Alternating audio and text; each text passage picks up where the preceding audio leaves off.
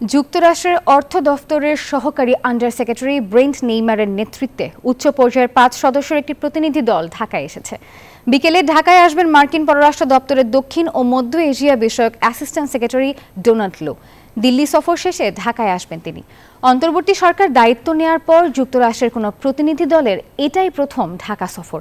বাংলাদেশের সঙ্গে অর্থনৈতিক ও উন্নয়নমূলক সম্পর্ক জোরদারে গুরুত্ব দেবে ওয়াশিংটন। এছাড়া বাংলাদেশের বর্তমান সংকট উত্তরণের চাহিদাগুলো জানতে চাইবে প্রতিনিধি দল। একই সঙ্গে বিষয়গুলোতে সামনের দিকে কিভাবে সহযোগিতা করা যায় তা নিয়েও আলোচনা হবে।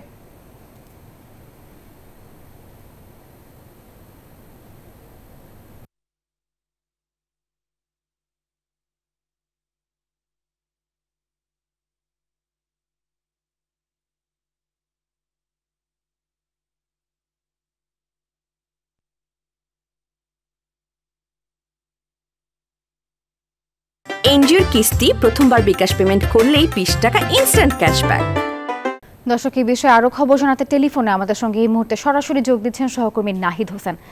নাহিদ, কাল তো প্রধান উপদেষ্টার সাথে বৈঠক করবে মার্কিন প্রতিনিধি দল, সেক্ষেত্রে সেখানে কোন কোন বিষয় গুরুত্ব পাবে এই বিষয়ে কিছু জানতে পেরেছেন? ভাবে বিষয়গুলো আসলে একদম পররাষ্ট্র মন্ত্রণালয় কিংবা ঢাকার পক্ষ থেকে জানানো হয়নি, কারণ পররাষ্ট্র সচিব যেমন বলছিলেন গতকাল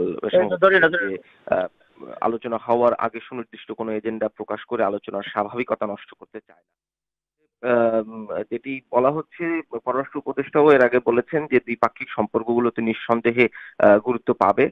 একটি ভিন্ন প্রেক্ষাপটে মার্কিন যুক্তরাষ্ট্রের এই উচ্চ পর্যায়ের প্রতিনিধি দলের এবারের সফর এবং পররাষ্ট্র সচিবের ভাষায় এই সফরের যে ফরমেশন সেটি প্রমাণ করে বাংলাদেশের সাথে সম্পর্ককে যুক্তরাষ্ট্র গুরুত্ব দেয়।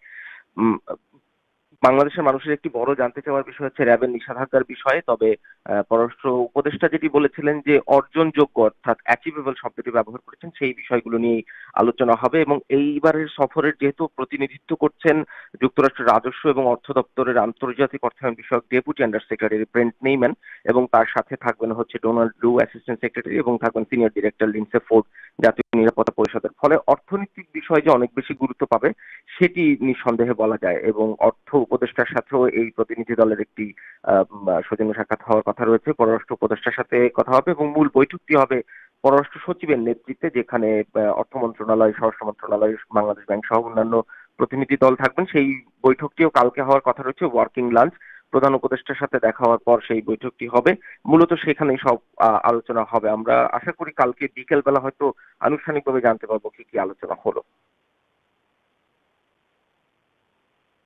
নাহিদ, আপনাকে ধন্যবাদ।